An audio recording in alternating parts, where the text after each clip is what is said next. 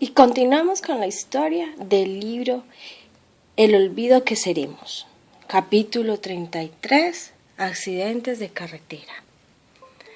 Héctor Abad Faciolince e hijo iba en su coche por la calle de Envigado, donde en un momento desesperado cruzaba la calle una señora la cual hablaba con sus amigas, pero Héctor Abad siguió derecho llevándola por delante, ocasionando así un grave trauma a la señora.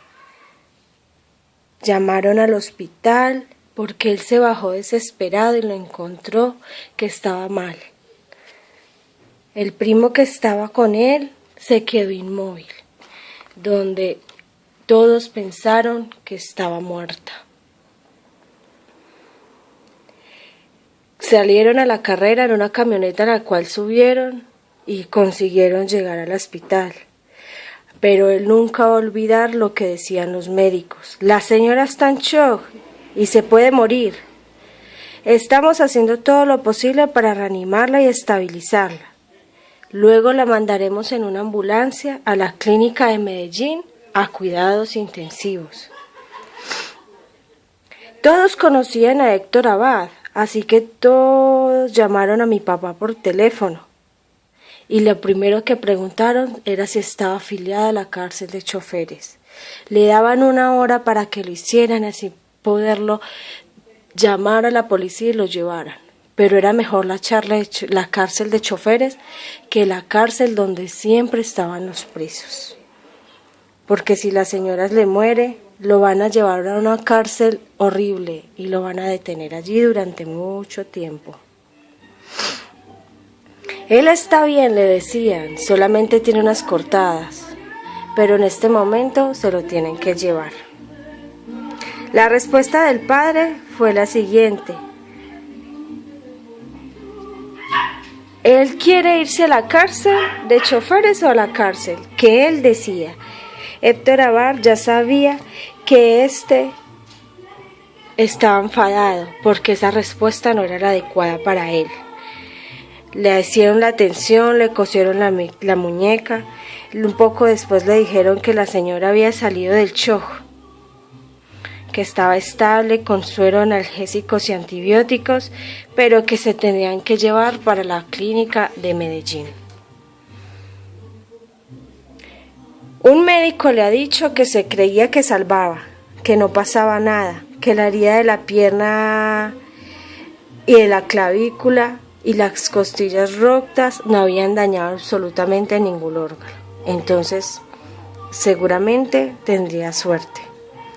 A Héctor Abad lo trasladaron al manicomio, donde estuvo rodeado de muchos enfermos y preguntaban una vez a la semana los nombres de los abuelos, los tíos, y repetían miles de historias donde él se estaba volviendo loco.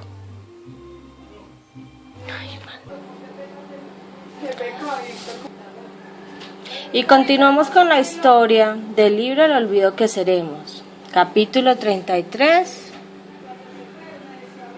Accidentes de carretera. Héctor Abad Gómez iba por la calle en su auto a una velocidad fuerte y considerable. No se dio cuenta que venía una señora cruzando la calle hablando con sus amigas. Así que se la llevó por delante, tirándolo lo más lejos posible, y la señora cayó y quedó casi como muerta. Todos la daban por muerta. Su primo, que venía con él en el auto, quedó tieso y momificado, sin darse cuenta de nada. Pensaban que estaba muerta. Hasta que reaccionó Héctor, se bajó, la miró y gritándole a la gente: hay que llevarla al hospital, hay que llevarla al hospital. La montaron en una camioneta donde se fue despavorida al hospital, haciendo con un trapo rojo para que abrieran la vía. La señora llegó en un shock. Él solamente recordaba que el médico le decía: esta señora está en shock, si no la reanimamos se va a morir. Cuando la estabilicemos hay que enviarla directamente al hospital de Medellín a cuidados intensivos. Todos conocían a Héctor Abad Gómez padre y empezaron a hacer llamadas. y a indicarle que era la hora de que lo inscribieran a la cárcel de choferes, porque si no lo iban a llevar a la cárcel de Bellavista, donde estaban todo tipo de criminales, y era un lugar asqueroso y horroroso. Así que es padre la respuesta que dio, que él decida dónde quiere ir. Así es como Héctor, hijo, se dio cuenta de que su padre estaba enfadado y lleno de ira por todo lo que había pasado.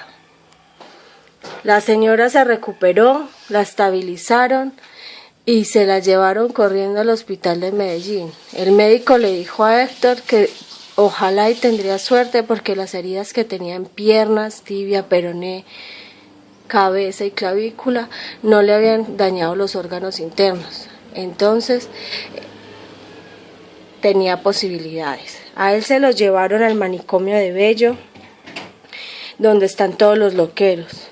No dijeron nunca el motivo del ingreso, todo era por influencias, para que no se fuera para la otra cárcel. Y allí es donde se dio cuenta de lo loco que estaban todos. Gente mala que se le arrimaba y repetía 1000 veces el mismo sonsonete. Y él decía que se iba a enloquecer. Un día llamó a su hermana mayor y se lo llevaron y le dijo: hermana, ¿vienen por mí o de verdad me voy a enloquecer?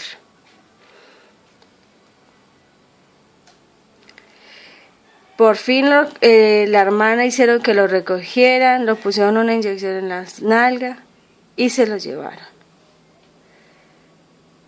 El único recuerdo que tiene es ver a doña Betsabe muerta, veía las manos ensangrentadas, veía tirada en el suelo y era la única memoria que tenía de ella. En serio pensaba que se estaba volviendo loco.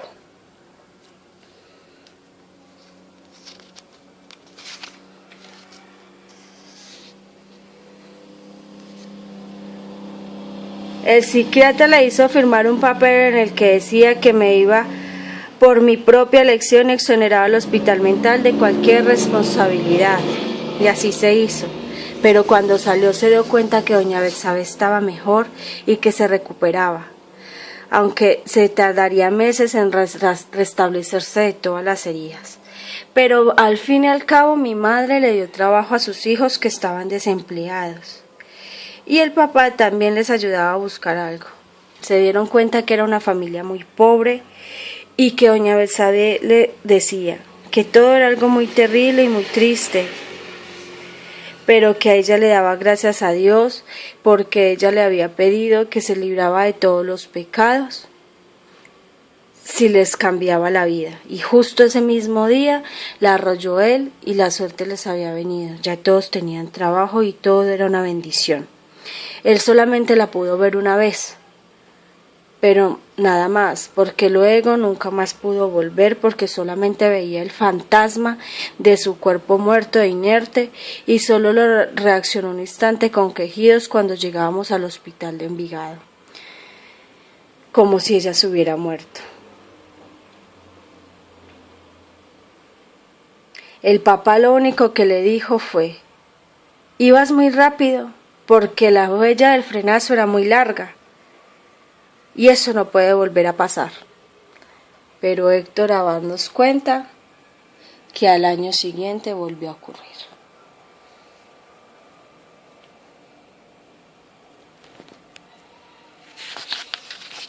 El capítulo 34 nos cuenta del viaje que hizo Héctor Abad Gómez y Héctor Abad Faciolince a México, donde se restablecieron durante 1 año y su hijo por 9 meses. Allí conocieron todo tipo de personas y estuvieron ayudando a la Embajada de México. Él nunca había viajado a otro país, por primera vez tenía un pasaporte oficial. Conocieron al cónsul, que era un sobrino de Turbay Ayala, y allí estuvieron ayudando al papá en el trabajo que tenían en la rutina de la embajada. Eran un poco torpes los dos solos en una ciudad tan grande, ya que no sabían cocinar ni nada.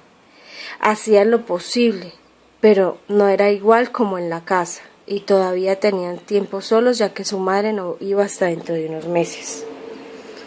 consiguieron un coche donde se fueron a conocer la ciudad. Habían ocasiones que se podían ir días enteros de viaje. Luego, con la ayuda de Iván Restrepo, que aún todavía conoce y en el cual suele frecuentar cuando hace viajes a México, conoció la ciudad y se salió de la rutina. Se quedó todo el tiempo con él recorriendo. Y la verdad es que él cuenta que nunca había leído tantos libros como en México, ya que la pasó muy bien en un tiempo solo y de conciencia, donde se puso a leer, estar en casa y descansó. No hizo absolutamente nada más.